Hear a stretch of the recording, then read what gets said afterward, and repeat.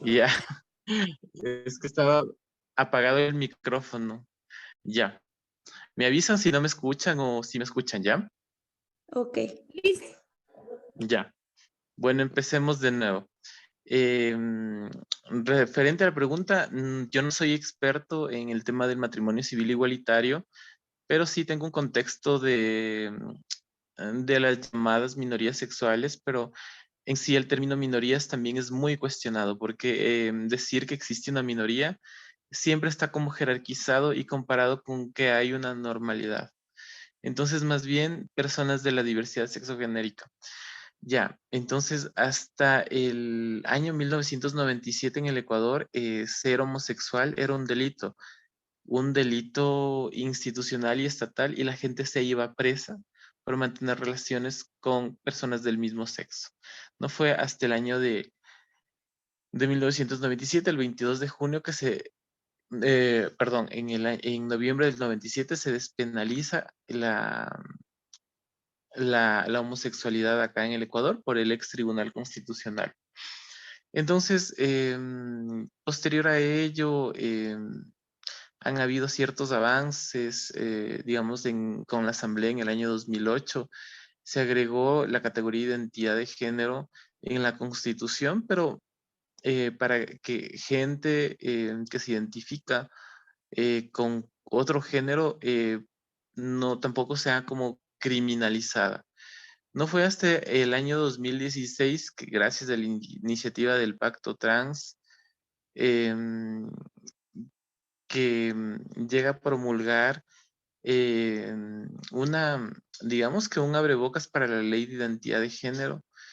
En sí no se aprobó esta propuesta realizada por el Pacto Trans, que era incorporar en la cédula de identidad, en lugar de las categorías sexo y género, solamente la categoría género, ¿no? Para que la gente se pueda identificar como, como subjetivamente así lo siento. Pero bueno, esto no se aprobó, solamente se sustituye en el caso de las personas trans la categoría eh, género por sexo. Y además, en la operatividad, solamente dos oficinas del registro civil eh, lo hacían aquí en la ciudad de Quito, digamos, pero no en todo el país. Entonces, esta propuesta de lo que en un inicio el Pacto Trans realizó nunca se materializó y prácticamente es una ley que todavía sigue siendo binaria y discrimina y excluye a otras corporalidades. Em, por otro lado, ya en el año 2017, digamos, la Corte Interamericana de Derechos Humanos publicó la opinión consultiva 024 que hace referencia a la identidad de género y no discriminación a parejas del mismo sexo. Según, entre otras cosas, dice esta opinión consultiva que es garantizar que niños, niñas y adolescentes puedan acceder a la rectificación de su género, proteger un vínculo familiar, reconocer y garantizar todos los derechos que se derivan del vínculo familiar y sobre todo esta que nos fue muy importante para el tema que nos convoca hoy, que es de incluir el derecho al matrimonio para asegurar misma protección de todos los derechos de las familias conformadas por el mismo sexo, ¿no? Gracias a esta opinión consultiva como antecedente, en el año 2018, mediante acción de protección, invocando esta opinión consultiva, se da el reconocimiento del derecho a la identidad de género a Amada, ¿no? Que es una niña transgénero de 9 años en la ciudad de Quito, logrando el cambio de datos en su documento de identidad. Finalmente, en el año 2019, el 12 de junio, la Corte Constitucional del Ecuador, apoyada en base a esta opinión consultiva de la Corte Interamericana de Derechos Humanos como instrumento internacional, sentencia que el matrimonio igualitario como derecho no entra en contradicción con la Constitución vigente, en tanto que el 26 de junio del 2019, en una nueva sentencia, la misma Corte resuelve que las expresiones de un hombre y una mujer en el término de procrear utilizados en el Código Civil para describir el matrimonio son inconstitucionales, ¿no? Porque el mismo puede contraer y dando esta opción para que personas LGBTI puedan casarse. Entonces, ese sería como el contexto general de derechos, digamos, ¿no? Entonces, ha sido complejo, ha sido una lucha de la sociedad civil, de colectivos del LGBTI, de mujeres feministas, para que también esto se haya dado en el país, ¿no? Como ahora acá en la región tenemos como algunos países mm, que resuelven y que reconocen este derecho, que ha sido durante muchísimo tiempo negados. Imaginémonos que del año 1997 acá, no son más allá de 20 años y que las personas del LGBTI salen de esta visión un tanto penalizada acerca de ser quienes son, ¿no?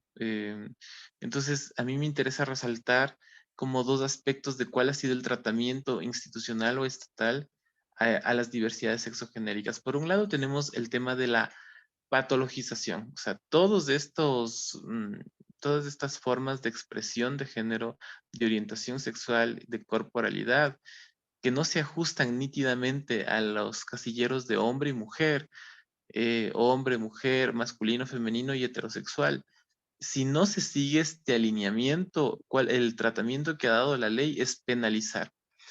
Uno de estos casos de penalización, ya lo dijimos al principio de mi intervención, fue que, por ejemplo, el artículo, de un determinado artículo del Código Penal aquí en el país, penalizaba la homosexualidad hasta 1997 aproximadamente, pero el artículo 516.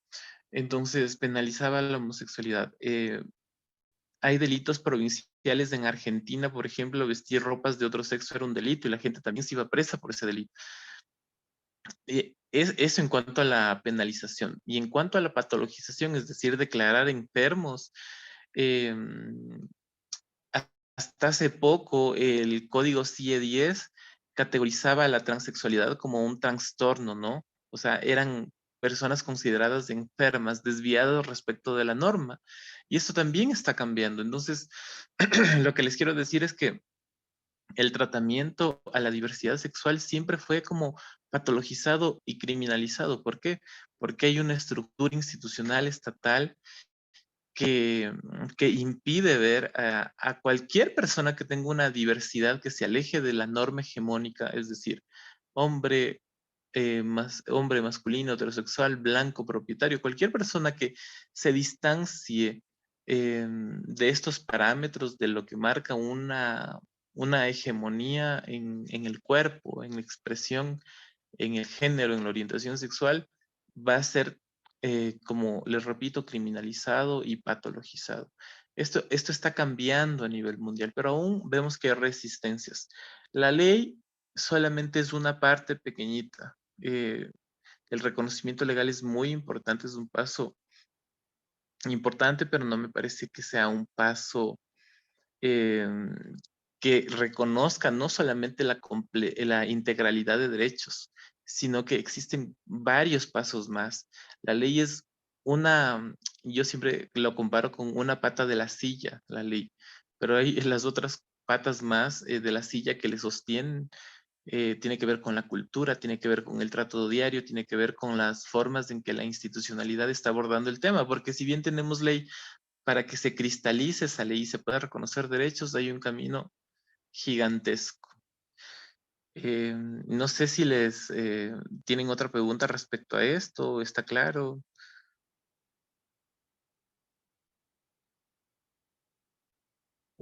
Todo está Escuche, claro. chévere. Sí, ¿No tienen perfecto, algún, todo está claro. ya, ¿no tienen alguna otra inquietud más? Quizá ¿Alguna nos otra? podría hablar Ujú. un poco acerca de en sí toda la comunidad LGBTQI más, como que significan las Las siglas, siglas. ya. Em, por un lado, estábamos hablando de esta normalidad, ¿no? De que algún momento se estableció que existe una norma, ¿no? Que te determina quién es normal y quién es no, ¿no? Entonces, la diversidad sexual tiene que ver justamente con contradecir esta norma, porque hay personas que tienen otra forma de identificarse otra forma de expresar su amor, otra forma de subjetivamente identificarse con ciertos parámetros de la masculinidad y la feminidad. Y la diversidad sexual tiene que ver justamente con esto, ¿no?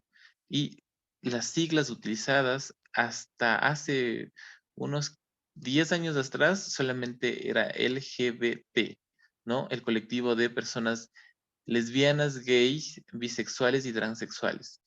Últimamente se siguen añadiendo palabras o siglas a esta forma, a este colectivo, porque la sexualidad sigue floreciendo, o sea, sigue construyéndose, porque se supone que el género es estático, o sea, mm, digamos que,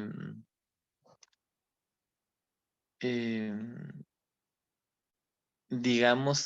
por ejemplo, Britney se identifica, nació como mujer, criada como mujer, es heterosexual, pero se supone que estas categorías te van a acompañar, Britney, a ti de una vez y para siempre, ¿no? Y no es así, ¿no? El género se construye constantemente y puedes ir eligiendo subjetivamente, si así lo sientes, si ahora quieres cambiar algo de este orden, ¿no?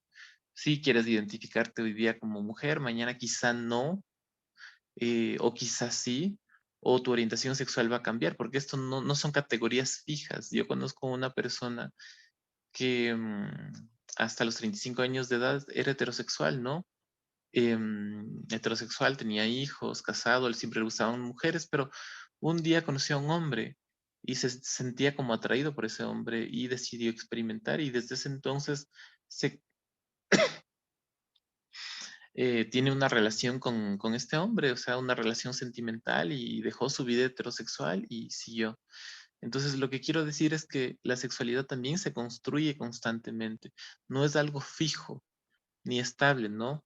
Estas categorías, estas siglas de LGBTI, la sigla L que pertenece al colectivo de personas lesbianas, recordemos que las lesbianas son mujeres que les gustan otras mujeres, gays, LG, gays, hombres que les gustan, tienen una atracción física, erótica, por otros hombres, transexual, personas que subjetivamente se identifican con un género distinto al asignado al nacer, ¿no? Están en un tránsito de géneros que no se alinean nítidamente a lo que es masculino o femenino, sino que pueden estar como eh, ahondando en estas categorías intersexuales, que es el tema que más he estudiado, digamos, los últimos 10 años. Es un colectivo que biológicamente nace con diferentes variaciones corporales en el que la genitalidad, los cromosomas no se ajustan a estos parámetros que se entienden como masculinos o femeninos, ¿no? Que también forma parte de esta comprensión de la diversidad sexual. Entonces la intersexualidad prácticamente nacen por decirle, ay, se me fue.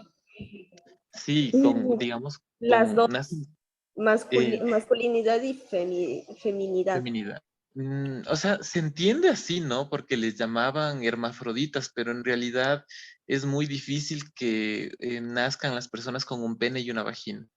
El colectivo de personas intersexuales rechaza que se les diga hermafroditas porque hacen como, es como que decir que les están confundiendo con este centauro, ¿no? Que es mitad caballo y mitad humano. La intersexualidad más bien es una variación en donde las categorías, como tú dices, masculinidad o feminidad, hombre, mujer, macho y hembra, no se ajustan a un cuerpo. Por ejemplo, en la ciudad de Ambato yo le entrevisté a una chica que, criada como chica heterosexual, quería tener hijos a los 17 años con su pareja. eh, no podía, le mandan a hacer un examen pélvico y en el examen no tenían úteros ni ovarios, ¿no? No tenían ni un útero ni un ovario, ni ovarios. Entonces va donde el médico y le mandan a hacer una prueba que se llama la cromatina. En la cromatina le sale que tiene cromosomas de XY, que biológica y médicamente, genéticamente se conoce como cromosomas de hombre, ¿no? ¿Qué es lo que ocurría en el cuerpo de ella? Ella tenía algo que médicamente se conoce como el síndrome de insensibilidad a los andrógenos, es decir, que a pesar de que su cariotipo o su genética es de XY, sus células son ciegas de la testosterona, por cuanto no se va a desarrollar como un hombre, sino como una corporalidad de mujer, pero no va a poder reproducirse, etcétera, ¿ya? Entonces, así como esos casos de existen 80 variaciones corporales en las cuales la masculinidad o feminidad no calzan. Entonces, digamos que la naturaleza no ha trazado una línea separando a lo que es un hombre o una mujer, biológicamente hablando, al menos desde la ciencia, sino nosotros, nuestra comprensión del mundo, nuestras lógicas, nuestra percepción del mundo ha hecho que esto sea así. Y las personas intersexuales vienen a decirte sí. O sea, hay una variación natural, corporal, biológica, que te está diciendo que hay una diversidad ahí. Y esta diversidad generalmente la medicina la patologiza. Y hasta el día de hoy nace un bebé con estas características. Por ejemplo, hay bebés que nacen sin vagina. La vagina se construye a partir de tejido intestinal con varias cirugías muy dolorosas que violan muchos derechos además, pero todo esto lo hacen con la finalidad, no por salvaguardar la salud de una persona, sino para mantener esta estructura normativa de lo que es normal y patológico, ¿no? Una vagina que tenga una profundidad de 10 a 12 centímetros para que pueda tener un coito de 10 a 12 centímetros y con eso permitir una sola clase de sexualidad, que es la heterosexualidad, que te permite, entre otras cosas, la reproducción de la especie. Si se reconocieran otro tipo, expresamente otro tipo de corporalidades, de manifestaciones de la sexualidad, tendríamos otras formas de ver las trayectorias de vida de estas personas, pero hasta ahora se las sigue operando, interviniendo y violando un montón de derechos.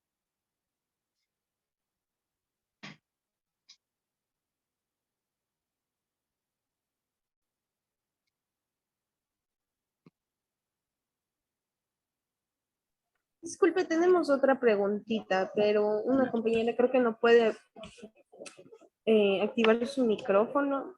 Ujú. Sí, ya, mi pregunta es que cómo se podría ayudar a esta comunidad LGBT ante una sociedad tan discriminatoria.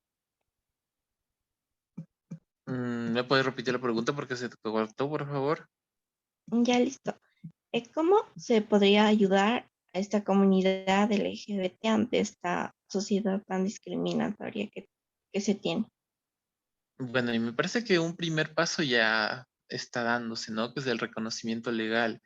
Pero como te decía anteriormente, me parece que hay algunas aristas que deben tomarse en cuenta y que no se han tomado en cuenta. Por ejemplo, ya tienes la ley, pero ¿cómo, de qué manera se aplica la ley?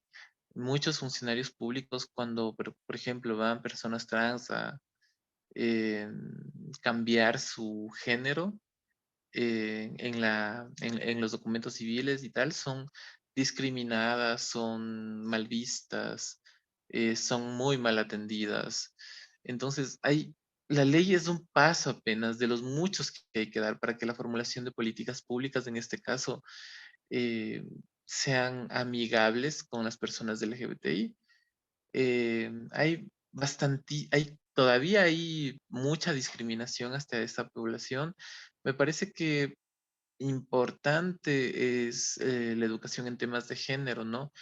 Y en temas de salud sexual y salud reproductiva.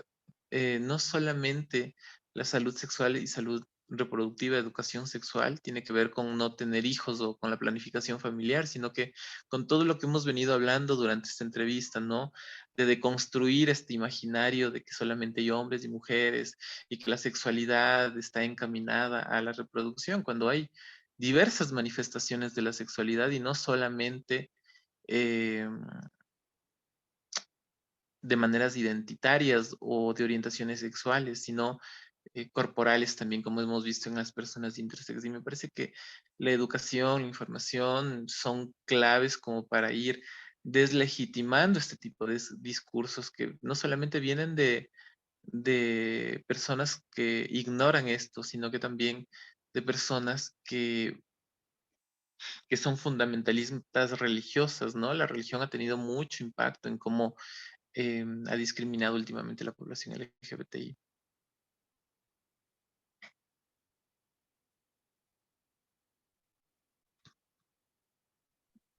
Listo, Cristian, yo creo que nos ha quedado todo muy claro. Muchísimas gracias. Listo. Gracias a ustedes también. Sí, por mí Muchas también. Le gracias. agradezco muchísimo por su tiempo que nos permitió. Y Ya. mil disculpas también por la molestia. No, no es ninguna molestia. A las órdenes, chicas. Que les vaya bien. Hasta luego. Igualmente. Muchas Gracias, gracias, igualmente. Cristian, igualmente. Listo.